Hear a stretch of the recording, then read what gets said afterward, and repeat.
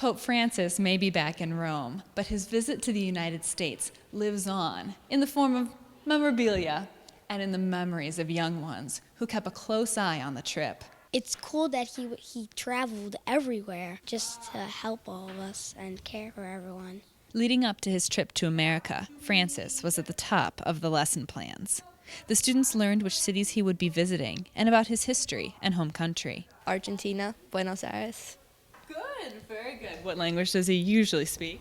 Usually Spanish or Italian. He was not very famous when he was a kid. Every morning he prays for about 4 hours. He wakes up really early, and it's amazing, so it inspires me to pray more. It's his favorite sport. It was football, and and he wakes up at 4:30 and goes to bed at 9 p.m.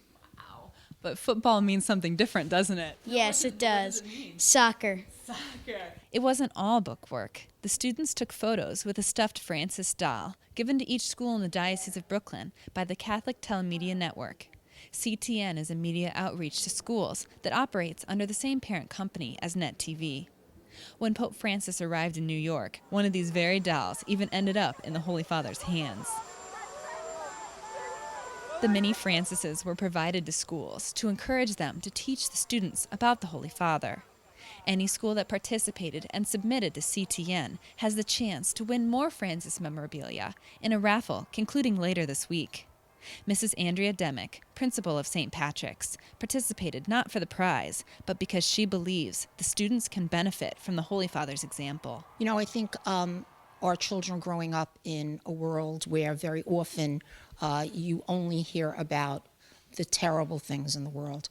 And I think for these children, it's very important that goodness is emphasized. And certainly the visit of Pope Francis was an opportunity for the children to experience goodness. Inspired by all they have learned, many of the kids thought of ways that they can live Pope Francis's example in their everyday life.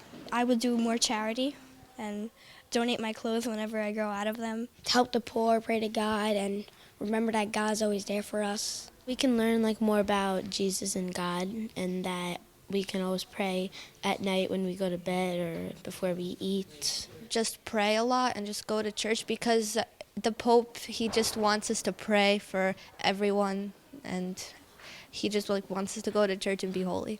After learning so much about the Holy Father, the students have one thing left to say to him. We love you, Pope Francis. Reporting for Currents from Bay Ridge, I'm Katie Breidenbach.